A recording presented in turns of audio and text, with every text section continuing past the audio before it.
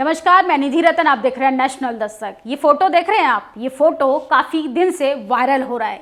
ये फोटो है धीरेंद्र शास्त्री का।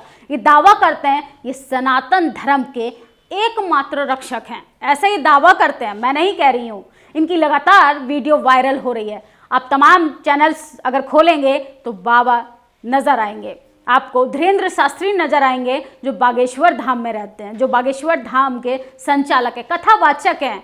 इन्होंने सनातन धर्म के नाम पर ये तमाम लोगों को एकजुट कर कर उनकी मानसिक स्थिति के बारे में, उनके मन में चल रहे विचारों के बारे में बखूबी जानते हैं। लेकिन मीडिया जब ऐसे बाबाओं के कदमों में गिरने लगे तो सोचिए, उस देश की प्रगति का अंदाजा लगाइए जिस देश में हम डेमोक्रेसी की बात कर रहे होते हैं, जिस देश में हम भ्रष्टाचार मुक्त सरकार की बात कर रहे होते हैं। अब पत्रकार जो हैं वो सरकार की, बाबाओं की, नेताओं की, प्रवक्ताओं की गोद में से उठकर अब उनके कदमों में जा गिरे हैं। सोचिए, जब पत्रकार ही ऐसा रवैया दोहराएंगे तो आम जनता का हाल सोचिए, आम जनता का क्या होगा।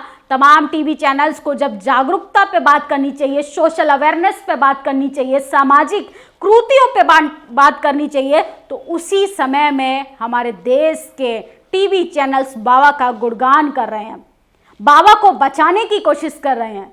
सोचिए, अगर बाबा में दैवीय शक्ति है तो डिबेट होनी चाहिए, वाद होना चाहिए, लेकिन तमाम टीवी चैनल्स जो हैं वो वाद को विवाद में तब्दील कर देते हैं और देश के माहौल को खराब करने की कोशिश करते हैं।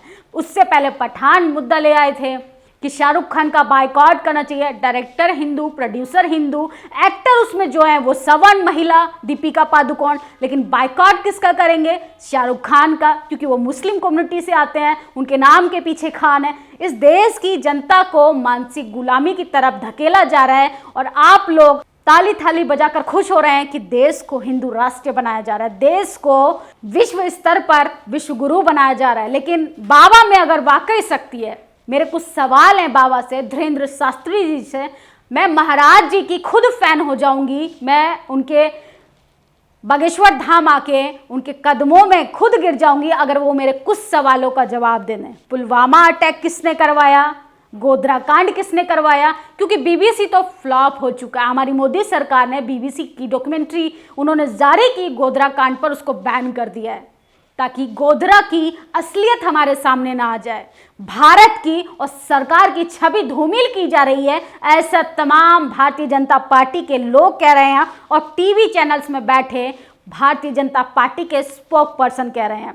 लेकिन उन तमाम मुद्दों पे अगर बाबाओं में दैवीय शक्ति, अगर बाबा चमत्कार कर सकते हैं तो उन गंभीर मुद्दों पे वो कब बात करेंगे जो आम इंसान की जिंदगी से जुड़े हैं? पुलवामा हो, जीडीपी का स्तर गिरता जा रहा है, इसका जवाब बाबा अगर दे सकते हैं। महंगाई किस तरीके से अपनी चरम सीमा पर है, विजय माल्या इतना पैसा लेकर हमारे देश से चले गए, नीरव मोदी चले गए।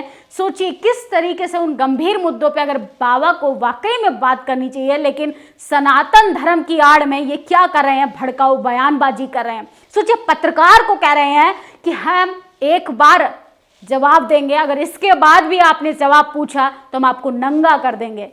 ये अभद्र भाषा नहीं तो क्या, ये किसी सनातनी बाबा की भाषा हो सकती है? सोचिए, खुले मन से धर्म की आड़ में भगवा पहनकर ये लोग किस तरीके से गुंडागर्दी करते हैं। अगर कोई पत्रकार इन पर सवाल भी खड़ा करता है, कोई व्यक्ति इनसे सवाल भी पूछता है तो ये उसको धमकी देते हैं। असल में भारतीय जनता पार्टी की प्रॉब्लम नहीं है, भारतीय जनता पार्टी के लोगों की गलती नहीं है, इसमें मोदी सरकार की कोई गलती नहीं। मोदी सरकार तो अपना काम कर ही रही है, लेकिन मोदी सरकार के जो अंधभक्त हैं, जिनको शोक और नफरती चिंटू कहा जाता है, उनके पेट में दर्द होना शुरू होता है।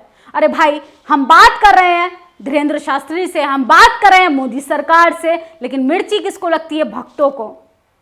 वो मार काट पे उतारू हो जाते हैं, वो गाली गलौज पे उतारू हो जाते हैं, तमाम आए दिन गाली गलौज करते हैं, मारने की धमकी देते हैं, क्योंकि सरकार जो है वो विफल होती जा रही है। अपनी जो नीतियां लेकर आई थी उसमें अब उसकी असलियत खुलती जा रही है, बाबाओं की पोल पट्टी खुलती जा रही है, लेकिन बाबा जो हैं घिरते नजर आ रहे हैं।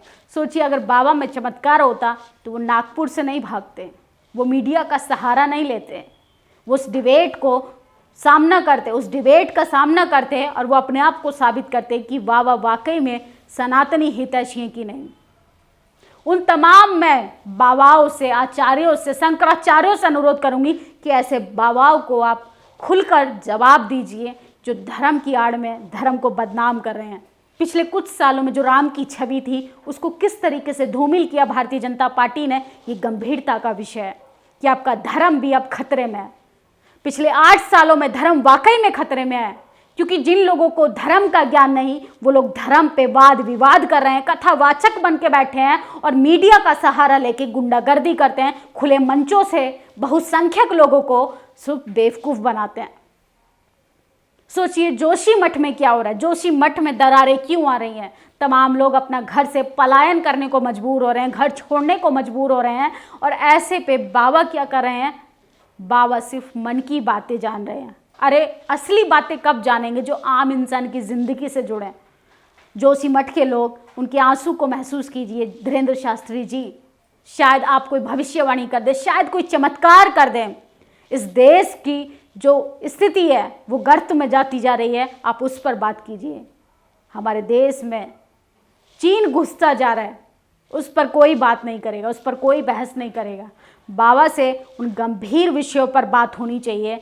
मीडिया जब सही पक्ष रखकर बात करेगा, दोनों पक्षों की बात रखेगा, लेकिन यहाँ पर सब कुछ धर्म और जाति के आधार पर होता है।